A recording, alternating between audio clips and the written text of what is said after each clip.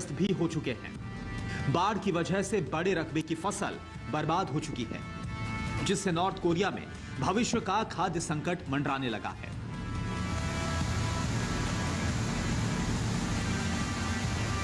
इन हालातों का दूसरा सिरा यह भी है कि पहले ही नॉर्थ कोरिया में कोविड की वजह से खाद्यान्न के आयात पर रोक लगाई गई है। ऊपर से बारिश, बाढ़ और फसल का चौपट होना मौजूदा संकट की तरफ भी इशारा कर रहा है। और इन हालातों में ना तो नॉर्थ कोरिया के लिए किसी मित्र देश आगे आए हैं, ना ही पड़ोसी देशों ने हाथ बढ़ाया है।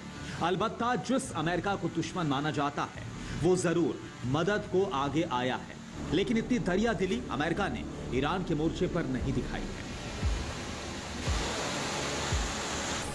ये तस्वीरें ईरान की हैं, उस ईरान जहां अदावत के मुहाने पर विनाश का सामान तैयार किया जा रहा है, लेकिन इस वक्त कुदरत ही यहां पर विनाश लीला दिखा रही है।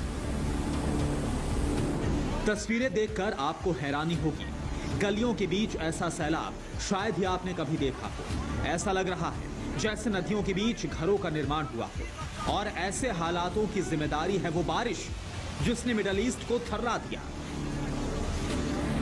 24 घंटे में 195 मिलीमीटर की बारिश ने ईरान का ऐसा हश्र किया है जो अब तक नहीं हुआ था। अब इस तस्वीर को देखिए और हालात को समझिए।